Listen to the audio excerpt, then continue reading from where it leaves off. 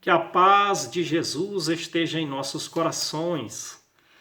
É um grande prazer estarmos aqui hoje para o estudo do prefácio da obra Dimensões da Verdade, de Joana de Ângeles, por Divaldo Pereira Franco, né? O prefácio.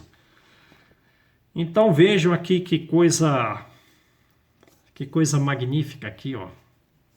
Joana de Ângeles escreveu esse livro aqui pelo Divaldo em abril de 65.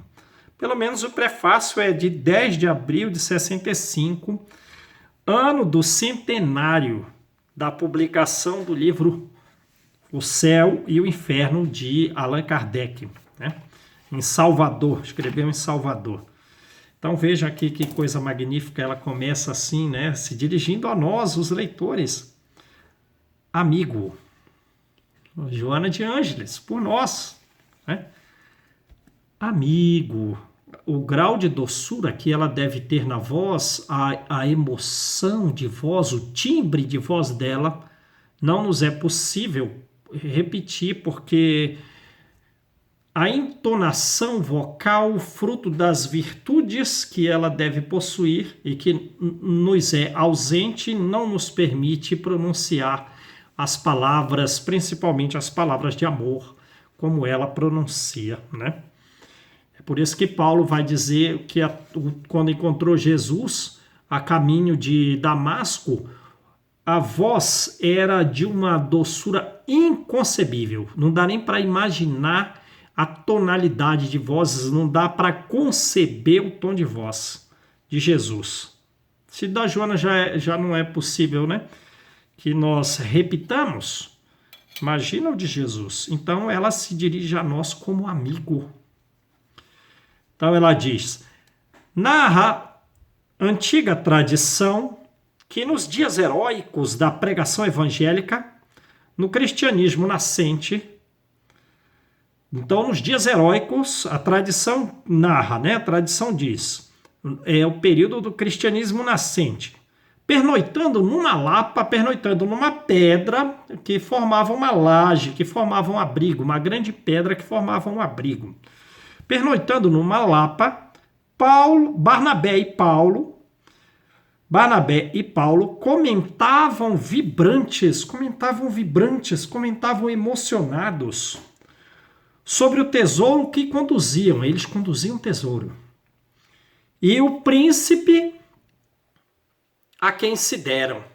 Barnabé e Paulo se deram a um príncipe e carregavam um tesouro desse príncipe, e eles estão comentando isso muito vibrantes, muito emocionados.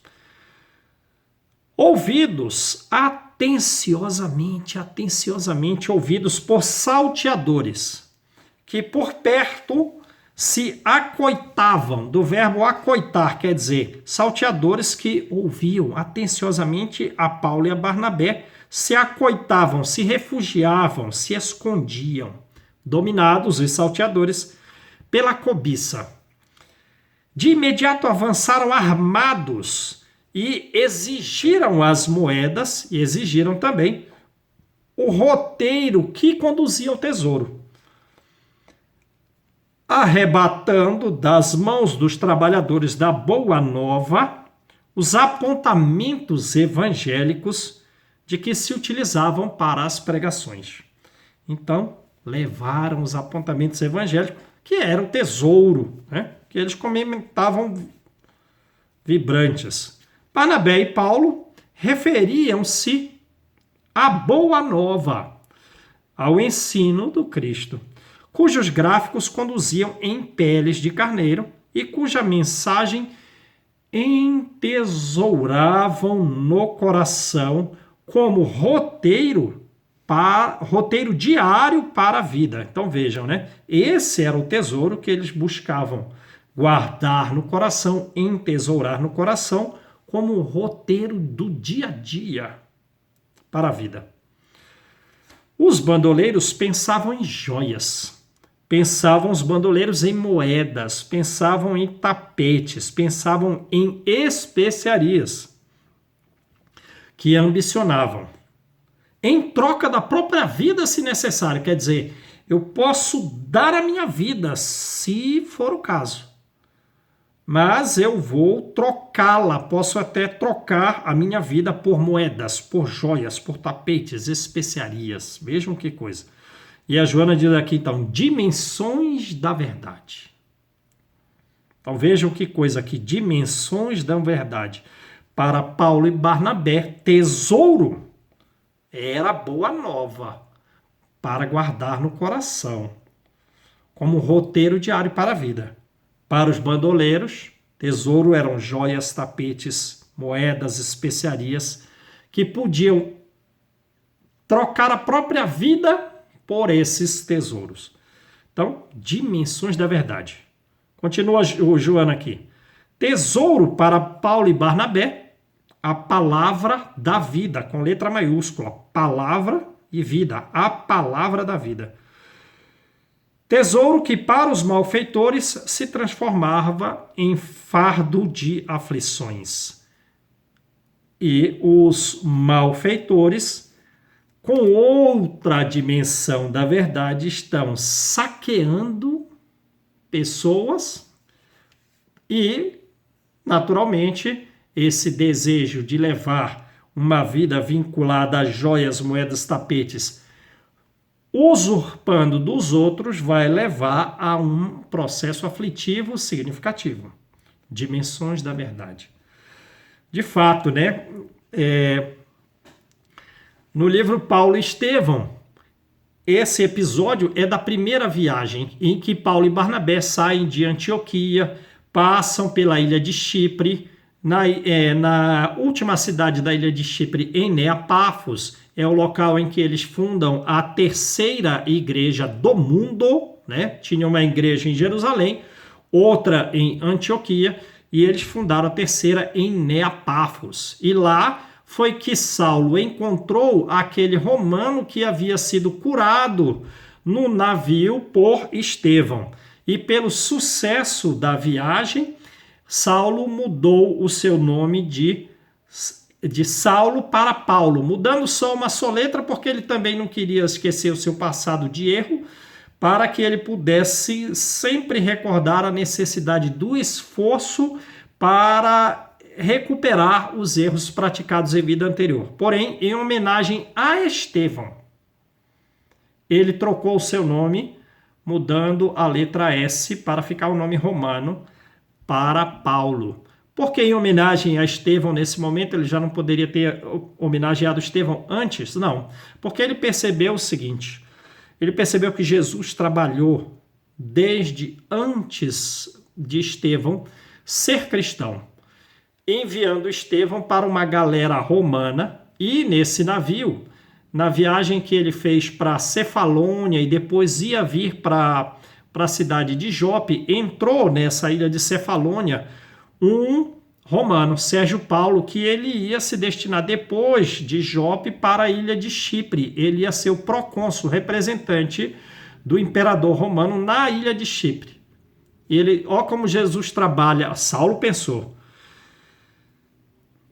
Ele fez com que esse romano fosse curado por Estevão, para que mais à frente, quando ele próprio fosse cristão, ele viesse encontrar Sérgio Paulo, que estava novamente doente e foi recuperado por Saulo e Barnabé, para o sucesso da construção da terceira igreja no mundo. Então ele percebeu todo o plano de Jesus desde o período em que Estevão, nem sendo cristão, curou Sérgio Paulo, e ele então se torna receptivo àquela construção de uma terceira igreja. Eles curaram muitas outras pessoas, chamou a atenção e fundou naquela comunidade, digamos assim, fundou naquela comunidade uma comunidade interessada nos ensinos de Jesus. Então Saulo percebeu todo o prazo do trabalho de Jesus e aí ele, como tinha Estevão como modelo de cristão, e tendo Estevão cumprido a primeira parte dessa tarefa de Jesus, que foi curar o Sérgio Paulo no navio, e ele admirava Estevão, era o seu exemplo do cristão ideal, ele mudou o seu nome de Saulo para Paulo. Beleza, depois ele sai De Neapáfos ele vai para a cidade de Atalha, ele e Barnabé. João Marcos já está reclamando, ele é muito jovem, não tem condições de fazer a viagem, não quer fazer, não quer tecer um esforço tão grande quanto eles estão tecendo. Na cidade de Atalha vai para Perge, e de Perge ali que João Marcos se separa, porque eles decidem ir para Antioquia da Psídia, que foi um grande assombro para João Marcos, porque eles iam ter que atravessar montanhas e abismos. De Perge para Antioquia, a diferença de altura é mais de 1.000 metros, então sobe, desce, atravessa rios caudalosos, e realmente, como João Marcos previu, né, as florestas eram infestadas de bandidos, e foi nesse local que eles foram assaltados. E os bandoleiros perguntaram do tesouro: cadê o mapa do tesouro? Aí Saulo: esse aqui é o mapa do tesouro, tesouro de um príncipe chamado Jesus Cristo. Então já deu até o ensino do nome do nosso Salvador para os bandoleiros, e disse a Barnabé, né, que foi uma ótima oportunidade para a divulgação do evangelho. Então vejam que coisa, né? E o Barnabé, assustado, falou assim: mas levaram nossa comida? Não, a gente come as frutas que encontrar pelo caminho. Mas roubaram as nossas capas, que eles se protegiam do frio. Eles tinham que subir, às vezes, quase 1.000 metros e descer, subir e descer. Não, aí, olha a postura de Saulo. Não, nós podemos nos vestir com os musgos das árvores. Olha o grau de empenho. É por isso que no prefácio de Paulo Estevão, Emmanuel vai dizer que ele é o modelo de fidelidade. Modelo de fidelidade para nós. Sempre atento àquilo que deveria ser feito, e realizou tudo. Mas aqui no texto, o que nós vemos aqui? Dimensões da verdade. Para Paulo e Barnabé, a palavra da vida. Para os malfeitores, as joias, as moedas, os tapetes eram o tesouro, e eles com isso iam acabar chegando a consequências difíceis, né?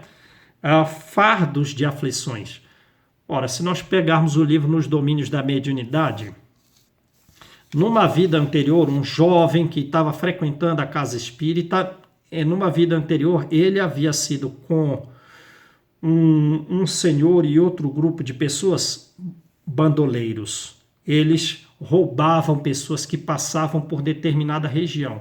Como eles estão na vida atual em que eles frequentam o centro espírita? Esse rapaz, que pelo tratamento ficou extremamente envelhecido, ele tinha aquela dança da Coreia, ou Coreia de Siderham, ou doença de São Vito, que ele tinha movimentos involuntários a ponto tal que ele não poderia trabalhar. Vê? Então, a aflição consequente de uma vida anterior como bandoleiro. Ele não podia trabalhar, ele tinha movimentos involuntários nos braços a ponto dele não poder realizar nenhum trabalho. E eles, que haviam sido grupos de bandoleiros, assim, nem eram da mesma família, eram da mesma região, mas um chefe, digamos assim, aliciou jovens daquela comunidade para que eles praticassem esse roubo. Na outra vida eles estão todos juntos.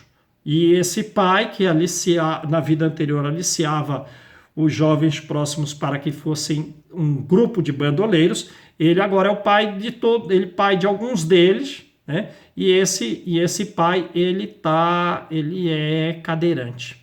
Então vejam aí as consequências. No livro No Mundo Maior tem também o caso de um senhor que ele está caminhando para a esquizofrenia, se não me engano o nome dele é Fabrício, em que ele roubou os próprios parentes, né? Roubou os próprios irmãos, prometeu no leito de morte do pai que iria dividir, ele era o mais velho, dividir heranças com os irmãos, mas ele não fez nada disso.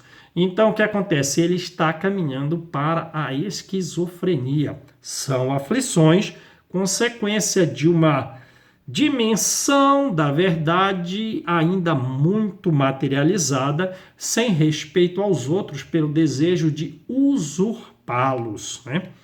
Então, vamos lá, vamos mais em frente aqui. Continuando aqui com Joana, ela põe 3 asteriscos e ela diz: Uma outra coisa que a gente pode falar das dimensões da verdade é o seguinte, eu me lembrei agora. Ouvindo uma vez uma palestra do Divaldo, ele falou assim que nós nos assemelhamos fisicamente. Então, o que é que ele também está dizendo ali? É que nós somos semelhantes ao Divaldo fisicamente, mas não espiritualmente. O perispírito dele carrega um tal grau de conhecimento, um tal grau de desenvolvimento de virtudes que nós ainda não possuímos. Então, as dimensões da verdade que o Divaldo carrega, nós não temos. Mas ele nos serve de exemplo para que nós sigamos os seus passos, buscando estudar muito, estudar bastante a doutrina espírita e também praticar o bem, vencendo as nossas dificuldades internas para seguirmos nessa amplitude das dimensões da verdade e que nós possamos no futuro nos assemelhar ao Divaldo, não só fisicamente, como agora estamos, mas perispiritualmente, talvez ao longo de diversas vidas aí, né? Mas depende do esforço atual, com brevidade nos assemelharmos ao que ele é hoje, pelo menos, né? Talvez dimensões da verdade. Então ela bota 3 asteriscos aqui. Eu sou a porta. É Jesus, né? Jesus, eu sou a porta. Quem desejar conquistar a felicidade tem que seguir este passo da porta estreita. Fala o evangelho, né? Porta estreita. Eu sou o caminho que leva à felicidade. Eu sou a verdade. Eu sou a vida. Uma vez, conversando com um amigo, João, como que você acha que é a respeito do futuro? Como é que os espíritos podem saber a respeito do futuro? O futuro é o pensamento de Jesus. Ele determina qual é o nosso futuro. Ele é a verdade. Ele conduz.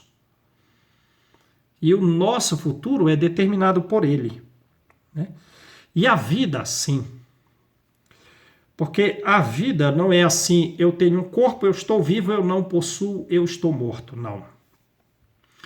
A vida, ela é como um botão daqueles de luz em que nós giramos e a luz fica muito intensa ou ela fica fraca. Então, isso é a vida. Imagina, então, que Jesus, ele é um botão de luz assim, máximo que você gira, uma luz solar imensa. Ele é a vida. Enquanto nós, e por consequência o grau de ânimo, vê aqui, ó, Paulo e Barnabé comentavam vibrantes, comentavam emocionados.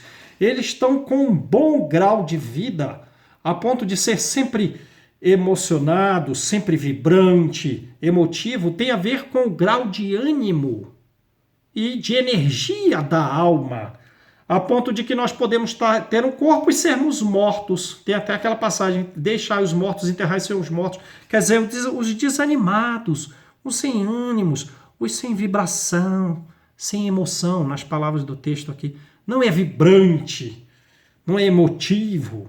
Então, a vida é assim. Não é tenho um corpo, estou vivo, não tenho corpo, estou morto. É até o contrário, né? Nós no corpo aqui estamos, digamos, empanando um pouco da energia do espírito e essa energia pode crescer, se tornar um foco incandescente de muita vitalidade, muita vida. Por isso ele diz, Jesus é a vida, ele dá essa energia para nós, né? Eu sou o pão da vida, olha aí, mesma coisa. Ele nos alimenta com uma energia tal, e isso nós podemos aumentar pela prática do bem, pelo estudo, a recepção desse pão de Jesus. Eu sou a água viva, mesma coisa, mesma coisa. Eu sou o bom pastor que nos conduz. Eu sou a videira, né? Ele é a própria árvore da videira, que nos dá a vida. Aí diz, agora para nós, Vós sois o sal da terra. Vós sois a luz do mundo. Vós sois as varas. Isso é de João, capítulo 15, versículo 5, em que Jesus diz que ele é a videira e que nós somos a vara da videira. Se ele está em nós e se nós estamos nele, a videira e a vara das videiras, se nós estamos nele e ele está em nós, essa vara, esse feixe que nasce da videira, produz bons frutos, porque, diz Jesus, nada pode ser feito sem ele, nada pode ser produzido sem ele. Então, nós somos o sal da terra, nós somos a luz do mundo, temos que desenvolver pelo estudo, conhecimento é luz, e também podemos, pela prática da caridade, buscar desenvolver a luz do centro cardíaco, de amor, de bons sentimentos.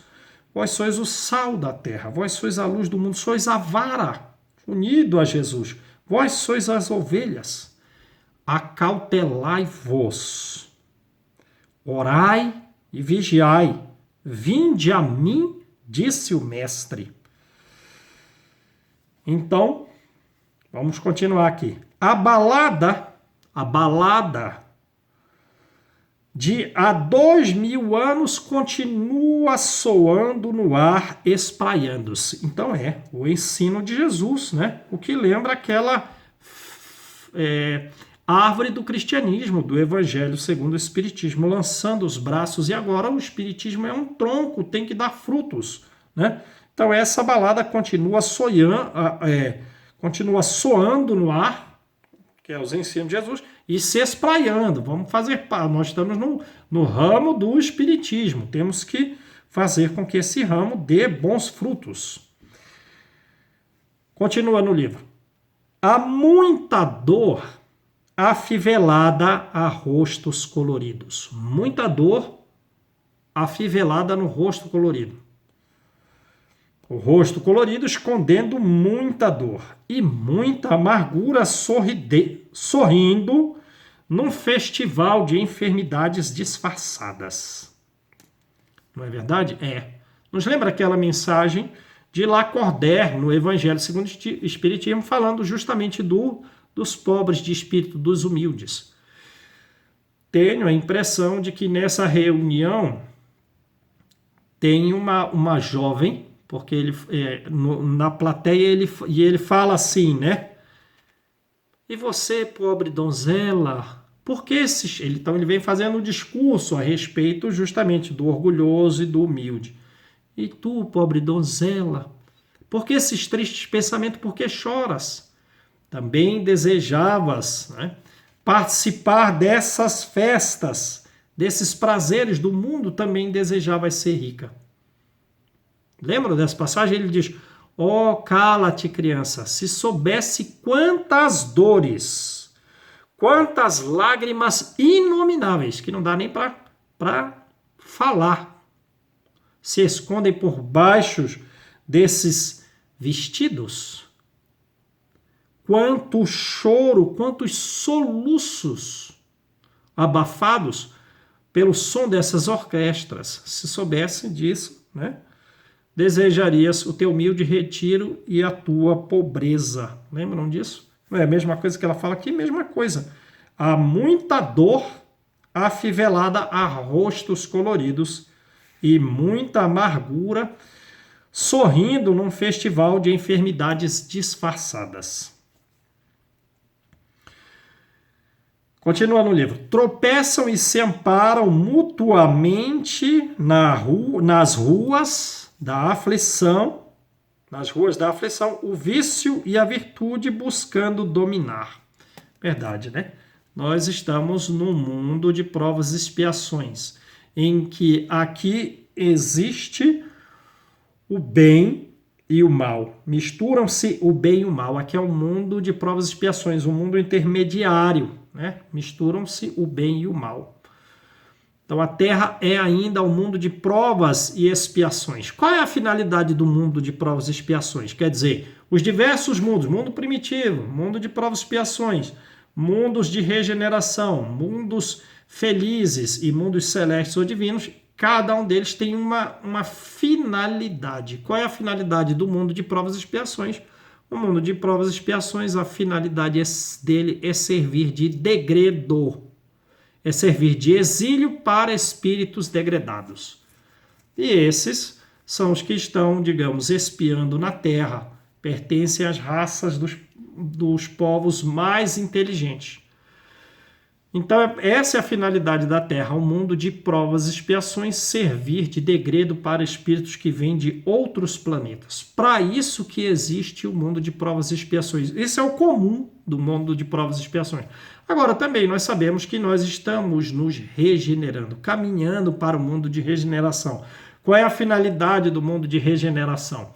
A finalidade do mundo de regeneração é completar a depuração, no qual, nesse mundo de regeneração, já há um repouso, já há dor, às vezes ainda tem expiação, porém não é com aquele grau de paixão.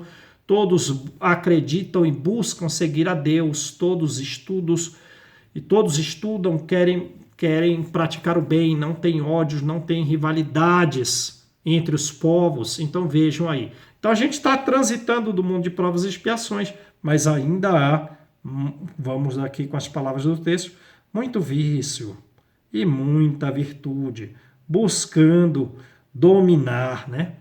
Então somos aí no mundo intermediários, onde mistura-se o bem e o mal, mas o mal tem diminuído e vamos caminhar para o bem, chegando no mundo de regeneração, onde a finalidade será completar a nossa própria depuração, em que não vive servindo de transição para o mundo dos felizes, em que não temos ainda a felicidade, mas temos a aurora da felicidade, o começo da felicidade. Então vamos lá. Continuando aqui. E a palavra do Cristo, em dimensões da verdade excelsa para todos os entendimentos, repercute no tímpano do homem asfixiado em tormentos. Bem-aventurados sereis. Mas a palavra de Jesus, vamos repetir aqui. Em dimensões da e a palavra do Cristo em dimensões da verdade excelsa para todos os entendimentos, repercute nos tímpanos do homem asfixiado por tormentos. 2 pontos, põe ela. Bem-aventurados sereis. Nós seremos bem-aventurados. E vê que a palavra do Cristo, na linguagem simples, e só fala com muita simplicidade aquele que tem elevadíssima sabedoria e humildade, naturalmente, e amor, a palavra dele repercute para todos os ensinos. E para todos nós sabemos que seremos bem-aventurados, né? Que as aflições de hoje construirão a bem-aventurança de amanhã. Tem causa essas aflições, portanto se resigne. E ainda, resignemos ainda mais, porque essa aflição de hoje nos levará à bem-aventurança futura. Busquemos ser humildes, porque os humildes chegarão às bem-aventuranças. Busquemos purificar o coração, porque chegaremos à bem-aventurança. Sejamos brandos, sejamos ordeiros, busquemos a paz, não sejamos conflituosos, quer dizer, sejamos pacíficos e isso nos levará à bem-aventurança. Sejamos capazes de nos compadecer com as dificuldades alheias, sejamos bondosos, isso constrói a bem-aventurança, né? Agora vamos ver mais coisa. Qual é? Esse é, digamos, o sentido geral do cristianismo, né? Sobre as bem-aventuranças que todos os ramos do cristianismo conhecem. Agora, o Espiritismo aprofunda um pouco mais essa questão das bem-aventuranças? Sim, né? Vamos no Evangelho segundo o Espiritismo, quando fala justamente desses mundos mais elevados, porque as pessoas são mais elevadas.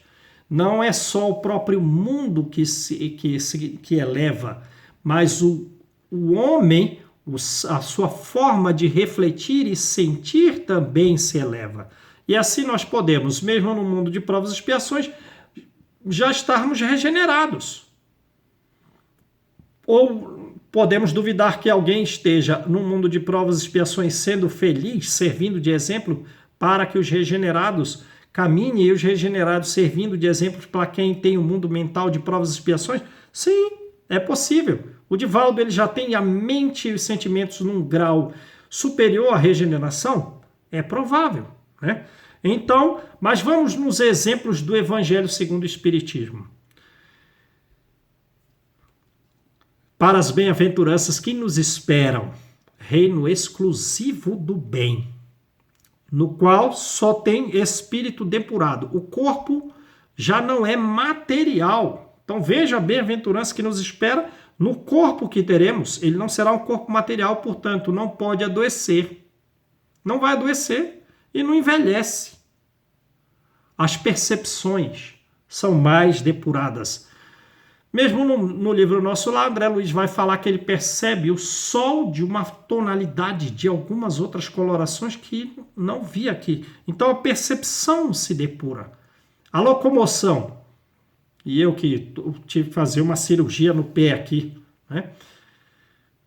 A locomoção, em bem-aventuranças futuras, será rápida. O espírito desliza pela superfície ou paira na atmosfera. Muito mais inteligente. E quando morre, vai para um mundo ainda melhor, não tem a decomposição do corpo. E essa morte é até uma comemoração de felicidade pelo progresso alcançado pelo Espírito. E também a bem-aventurança, transmissão livre do pensamento. Pensou aqui, recebeu lá, mandou a resposta aqui. Transmissão livre do pensamento, numa relação amistosa entre todos os seres, todos os povos.